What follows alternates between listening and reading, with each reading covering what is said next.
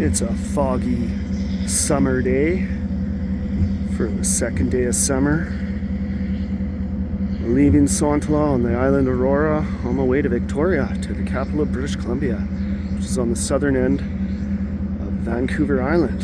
And that island over there in the fog is Haddington Island, or Kivisaari, Rock Island in Finnish. And you're going to learn more about this island on this trip.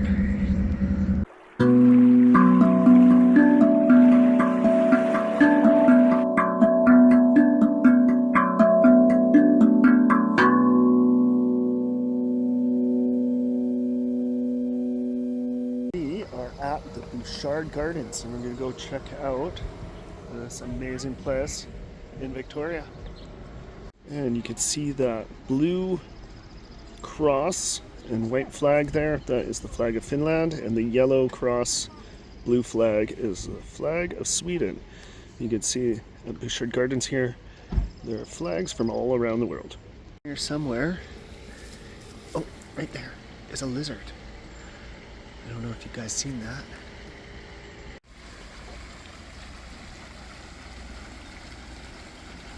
I think we start here.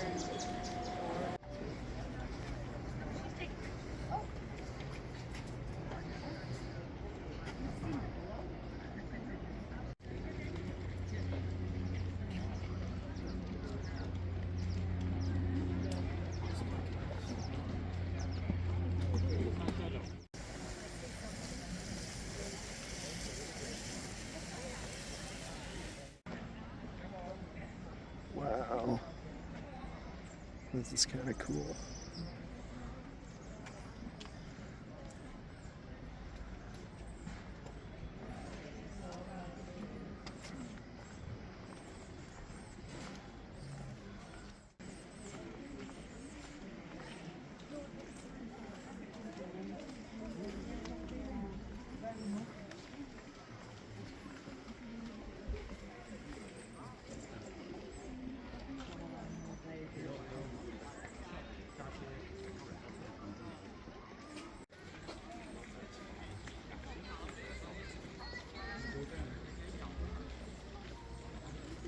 History of Bouchard Gardens.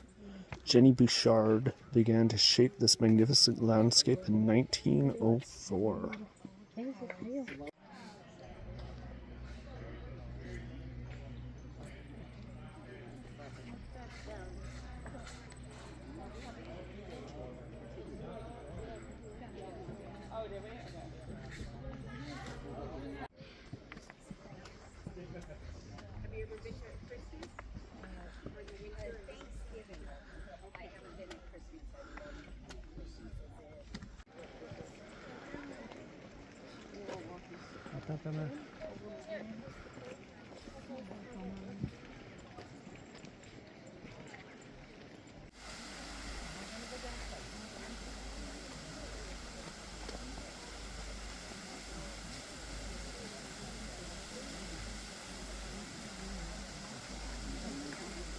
Up on the roof of the cafe there is a bush made to look like the Ogopogo.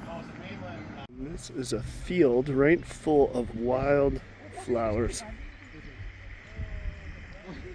Really beautiful.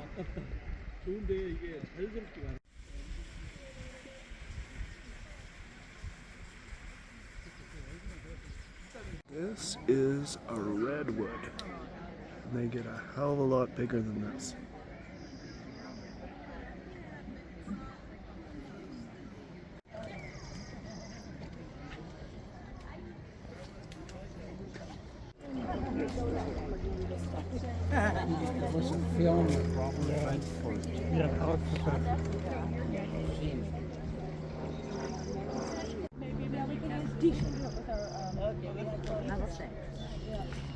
You're getting it now.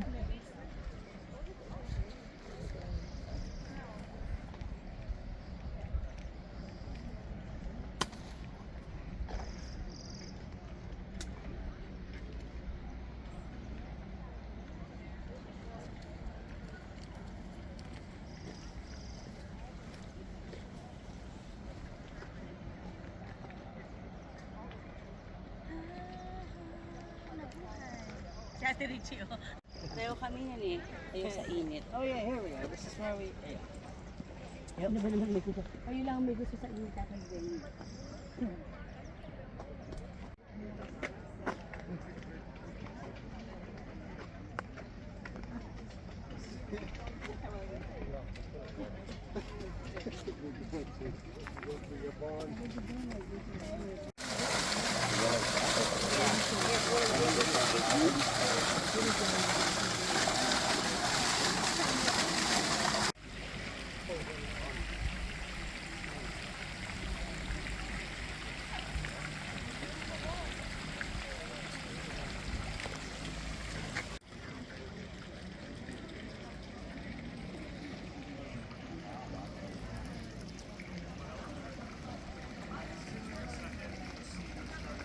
And this is ammonite, which is a gemstone from a fossil ammonite, and it looks like a beautiful rainbow.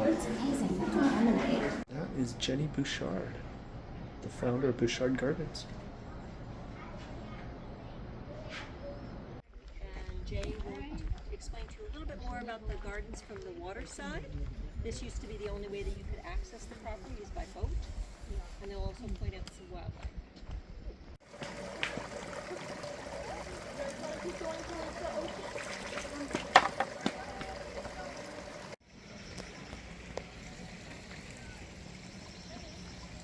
These are stepping stones.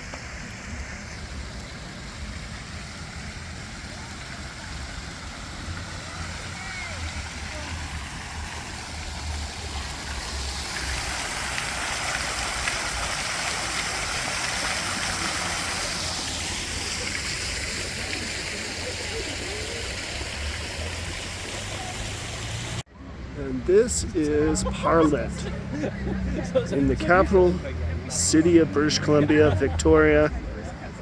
Only the king is allowed to walk through the front doors of Parliament. And the cool thing about the Parliament building is some of the rocks used to create this building came from Kivisari, Haddington Island Quarry near Malcolm Island.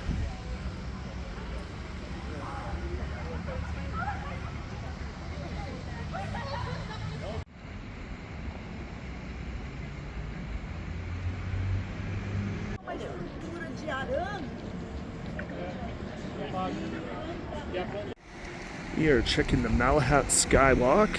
It's a new feature, not that old, and it's pretty cool. I'm not going to say exactly what it is until we get there, but you're gonna see. Malahat Skywalk is this giant tower, and you climb to the very top and there's views, and then there's some neat stuff that we're gonna see once we get up to the top. And this is a slice of an old tree, and it's telling you the years of the tree's life.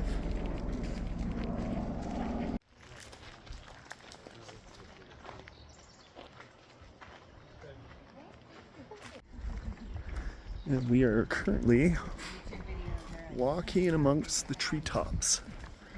And those trees that you see with the bark peeling off, those are arbutus trees. And they are common to the southern end of Vancouver Island. They start becoming prolific around Nanaimo and are quite abundant in Victoria.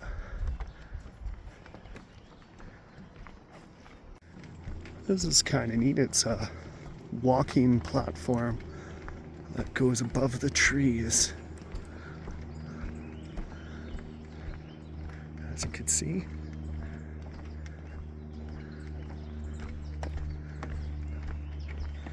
And you get some pretty amazing views. And this is a close-up of an arbutus tree.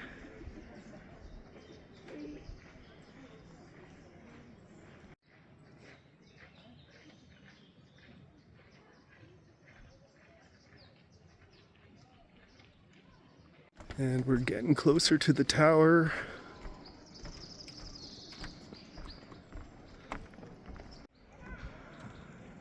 And that, behind all those trees, is the tower, the Malahat Skywalk Tower. So we walk in, and there's a spiral staircase going up to a slide. And we can walk right around this entire structure, as you can see, looking all the way up. There's people climbing around this tower. And as you're going around, you get these beautiful views of southern Vancouver Island.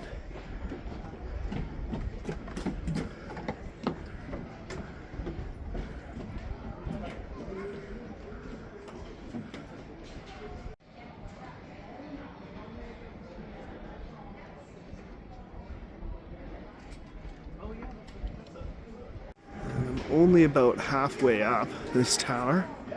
As you can see, it goes quite a ways up, so the views are going to get pretty special.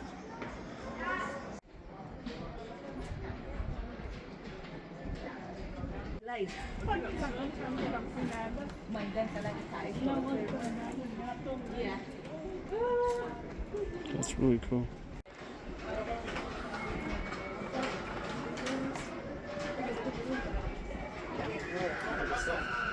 Almost up there.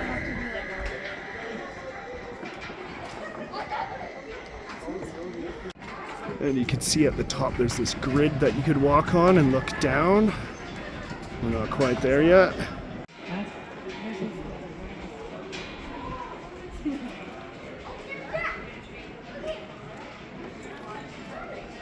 I like this feeling of children going on the side.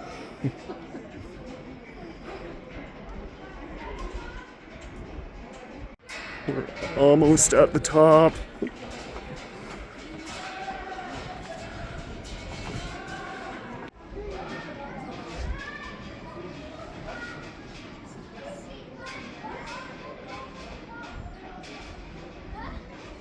We're approaching the top of the tower, the Malahat Skywalk.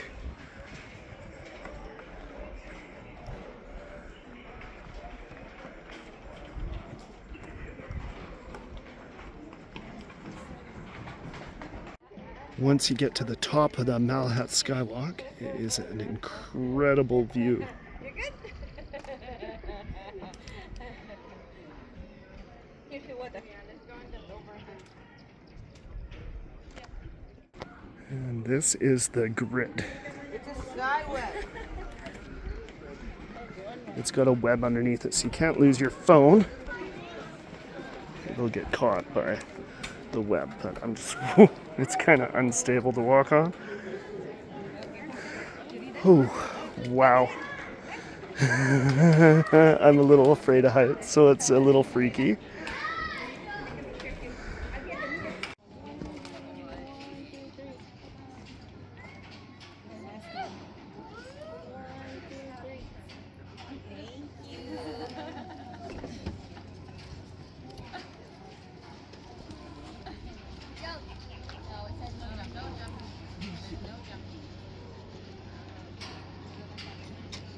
That's good enough for me. So I'm gonna zoom in, and I don't know how clear it's gonna be. But off in the distance there, that's Mount Baker in Washington, USA. And beside that is Orcas Island.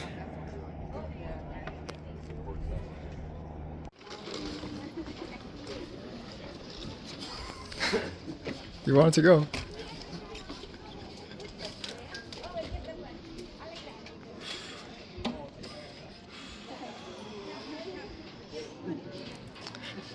Yeah, it's a little unsettling. And I am standing on a glass platform, and you can see all the way down. As you can see, I'm standing on glass.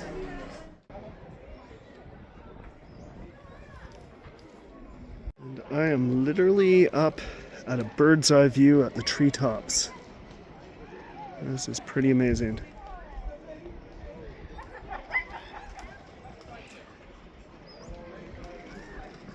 And this is talking about the arbutus tree.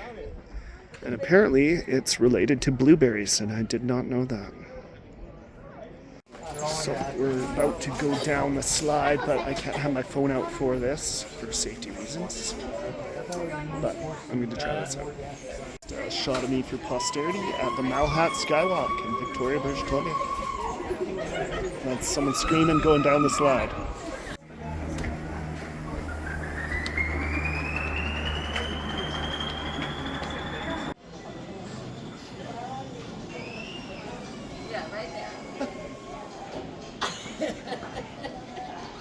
That's a little freaky, but that is the Malahat Skywalk.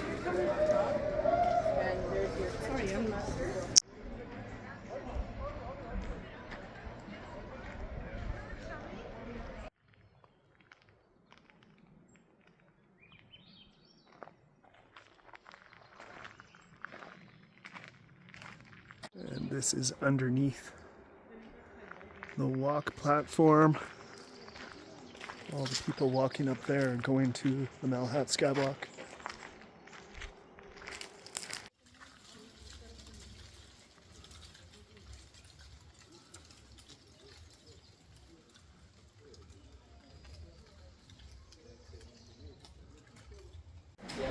And if you're in Victoria, you gotta visit Fantan Alley,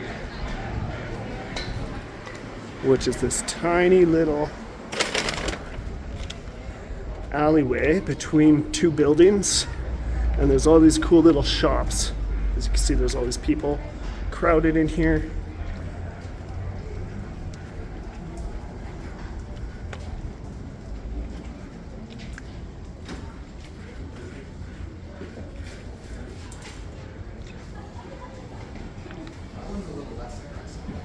This is Chinatown in Victoria.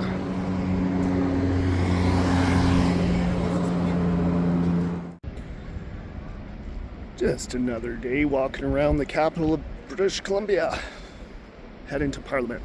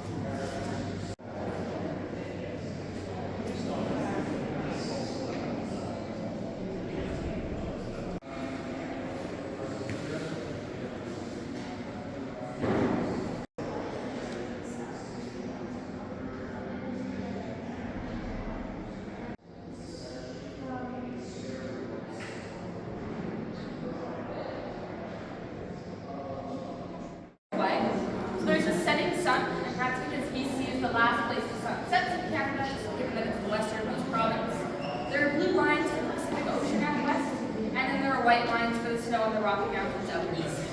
Above that, there was a Union flag. And then that's really looking at the British roots in BC. But if you follow that up, we'll get to both the red and the white, which are the national colors, the ones that are in the flag. And those are looking at both the British and the French roots in Canada as a whole. They're much more common than the national symbol. And then if you follow that on either side of the crest in the center there are two animals. So to your left, an elk, to your right, a bighorn sheep. And those represent the first of the early colonies of this area before British Columbia was a province. So there was the colony of the island, which the elk represented, and then there was the colony of the maiden, which the sheep represented on the other side.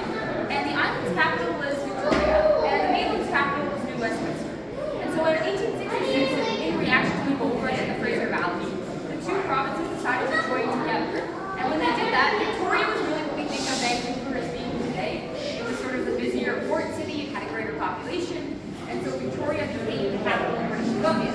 And so even as Vancouver has grown to be that city since 1911, Victoria is still the capital today. So this is our provincial capital, though it's still on the island, where this colony had been before, and not over on the mainland. And then 5 years after that unification, so in 1871, British Columbia confederated into the rest of Canada. And now Canada is a confederation of 10 provinces and 3 territories. But in 1867, when it was first formed, it was just 4 provinces. So Quebec, Ontario, Nova Scotia, and New Brunswick. British Columbia was a little bit later to join, usually just for spatial reasons as well. It was so far removed from the other 4 provinces. It took the promise of a railroad all the way out west for British Columbia to agree to join, and that was in 1879. So that's the day we celebrate every year in August, C-Day, that it's referencing. Whenever you're wondering about that, that's British Columbia's confederation. It's a little bit different from Canada's. And then below the crest at the bottom, there is our provincial motto. It is in Latin, but in English it means splendor without diminishment, beautiful British Columbia. You will see it upstairs written around the walls as well, so I'll just keep an eye out for that. And then one last thing that I'll mention is the lion that's up at the top of the coat of arms. And if anyone is familiar with sort of how heraldry usually works, you might know that the lion is always used in a monarch's coat of arms. It's actually not supposed to be used for a province. We've been given a small exception. You'll notice the lion is wearing a collar of dogwood flowers around his neck. And dogwood is British Columbia's provincial flower. So it's the flower along the base here. And it makes lion British Columbia. Because we have that, we're allowed to use it. It signifies the political system in Canada. So we're both a constitutional monarchy and also a parliamentary democracy. And the constitutional monarchy arm of that is very ceremonial. So King Charles III is technically the head of state in Canada, but he's here very little. He's represented by a Governor General at the federal level and a Lieutenant Governor at the provincial level. And then there's also a head of government. So at the federal level, that's Mark Carney, provincial level, that's David Heaney, and that's the person who's actually elected. And so they make the majority of the decision making on a day-to-day basis because they have a democratic mandate. The King's role, and then within that, the Lieutenant Governor's role in BC is very ceremonial. But it's just golden key and you do not.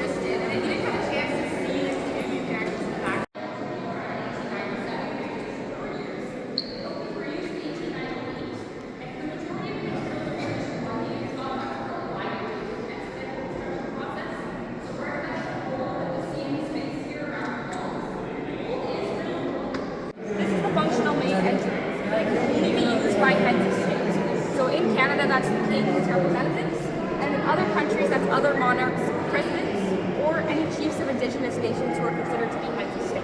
So one example would be Chief Joseph Hodgel of the Nisga'a Nation. He came up to these doors in 1998 and he signed the Nisga'a Final Agreement, and that's like the first major treaty between an indigenous nation and any government in Canada. That happened in the chamber behind us. You'll notice it's meant to be a sort of a straight pathway all the way to the chamber as well. And then I would say the most frequent user of these doors is our Lieutenant Governor. That's Wendy Copia today. You see the point downstairs in the canoe is one of those folks. And she comes through pretty regularly to give what we call royal assent. And that's the last step before any bill becomes a law. It's very ceremonial. She just nods her head very formally. But it does need to happen. So until that takes place, no bill is formally passed into law.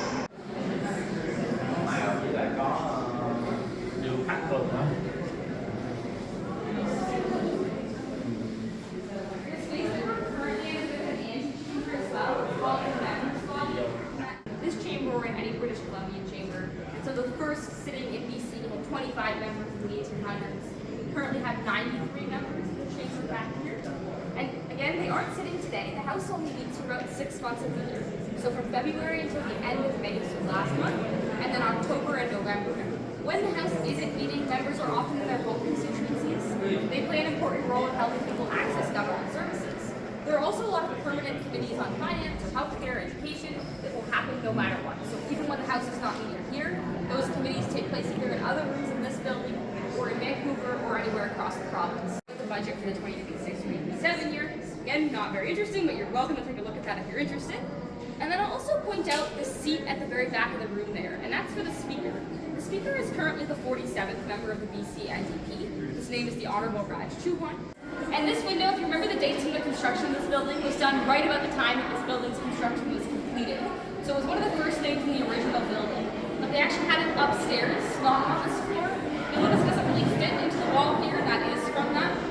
It was in the hallway behind the members' lobbies where we just were upstairs. But then the library is also at the end of that hallway, and that library was a later annex to the building. It was done between 1912 and 1915, and when they added the library, they just had to move the window, essentially temporarily for construction reasons. They also forgot the window, and they did that. So they moved it down to the basement, they lost it in the basement, and we didn't have this window for about 62 years. And then we found it again during the restorations in the 70s, and they moved it then to the Hall of Honor. So it doesn't fit like its counterpart does on the far end of the way either. Queen Elizabeth Golden Jubilee windows for 50 years of reign for Queen Elizabeth. And although the city of Victoria is named after Queen Victoria, she never actually visited. So she never got to see her window. Queen Elizabeth did visit. She stood kind of where you were standing, and they had her press a button so that she could formally unveil the window. And so it was meant to represent her, but this one more so was also representing the province of BC. So up top is the Queen's Royal Standard. That's the flag that flies whenever the Queen visits any particular country. And so she uses it in Canada the most of any country as well when she was Queen, so you actually might have seen this flag fairly often. Its symbolism comes from the Canadian coat of arms, which comes from the British coat of arms. And so you'll notice at the bottom there are the maple leaves. To the right there's the fleur de lis, looking at Quebec and French-speaking Canada as a whole. And then the other three are England, Scotland, and Northern Ireland, or Ireland at the time. You will notice that Wales was absent from all of these coats of arms. That's because Wales was dissolved as a colony into Great Britain when the first British coat of arms was made. And so because we all follow from that original coat of arms, Wales is missing, but it is supposed to be there in the crescent top. And then around either side of the window, there are a number of animals that you can find in British Columbia. Some are official. This is the provincial fish, that's the Pacific salmon. You'll also notice in the top left corner the Steller's jay, which is the provincial bird. Not to be confused with the blue jay as well, that's Ontario's provincial bird. And on top there's a bald eagle, which is also an American symbol. But the bald eagles have the largest gathering every year in British Columbia. It's an animal that we find frequently in the province. There are also orcas, cougars, and moose and other things like that that we see all over the island and all over the province. And then along the base and the bottom in that horizontal row, in these little corner pieces, there is jade. And jade is the provincial gemstone of BC. It is real jade, just in those lighter green pieces along the bottom. If you're interested and you're at any beaches on the island too, you can actually find jade. It's pretty frequently found across the province. So what part of the building was made out of Haddington Island rock? I'm not 100% sure, but I think it was the andesite in the front facade. Oh, okay. So like the pillars, or they're just the... Can I check with you for a moment? I'm just gonna... Absolutely. The andesite is from Haddington Island. Okay. And so the andesite is, what part of the building did they use? It's on the front facade. So if you go out front, Yeah. it's what you can see. It's not the foundation, it's the actual facade that you can see out front there. Oh, And okay. they were kind of trying to evoke a Greek democratic building, so it's like neoclassical. You notice the style. Oh, okay. Yeah. Oh, cool. Thank you. I live up by Malcolm Island. I live on Malcolm Island, Sointala, and Haddington Island is the tiny little island that you see as you're going between Port McNeill and Sointala. So, yeah. And here is a photo depicting the stones quarried from Haddington Island, or Kiirissaari, to build the Parliament buildings. And this is Workers unloading the milling stones for the facade of the new Parliament buildings. So these all came from Haddington Island, Kivisari.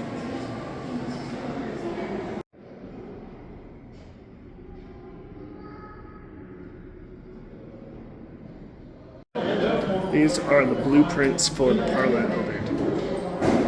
Pretty cool. We're now going to go check out the Royal BC Museum.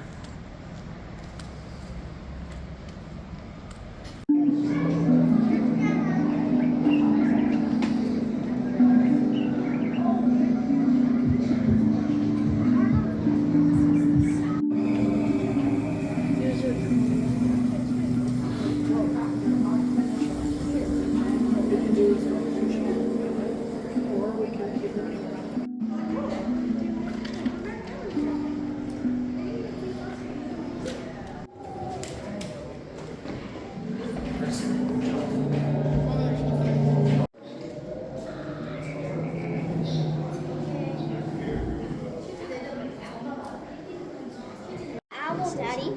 That is a Vancouver Island marmot, which are almost extinct.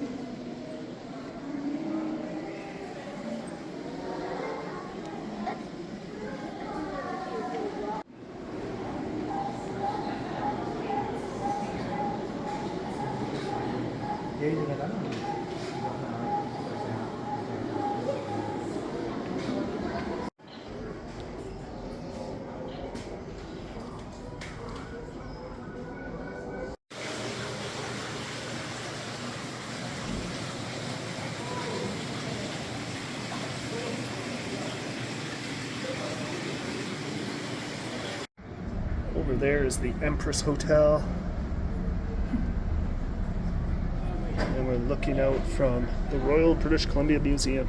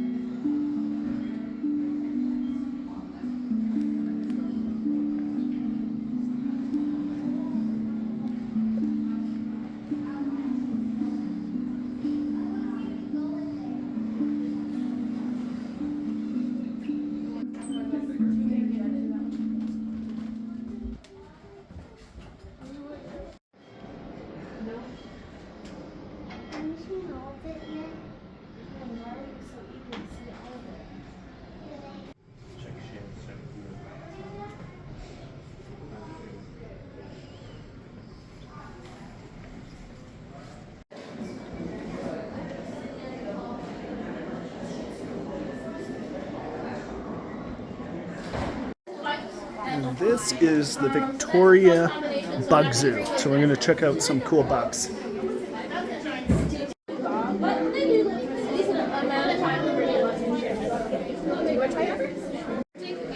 These are leaf insects. So if we separated this bug from hanging out from their buggy friends, they'd actually all die.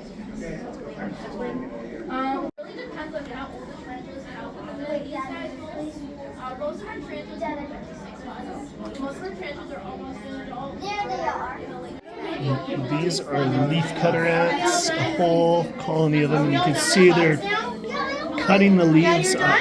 Was that a funny place?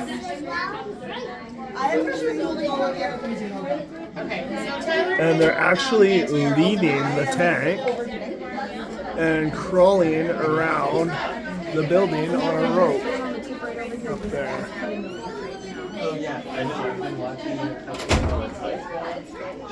Oh, there's one carrying a leaf up there.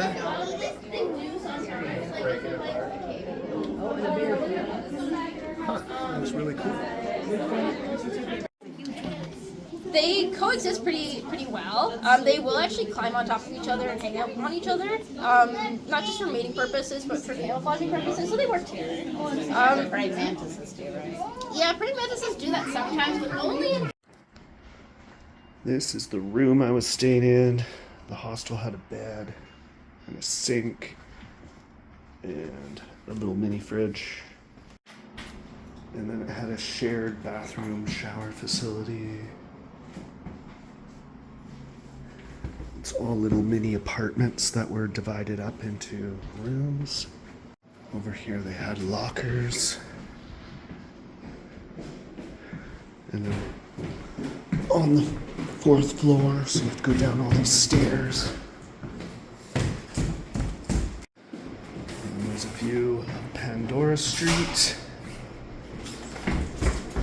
And when you get down to the final floor, there's like a caged area to prevent people from getting in here. You just need your room key. And then down below is a common area where everyone gathers to have a free breakfast. Over here, and you also get a free alcoholic beverage with your dinner. Alright everybody, this concludes my trip down to Victoria. I gotta travel back home up to Swantala now, so it's a long journey ahead of me.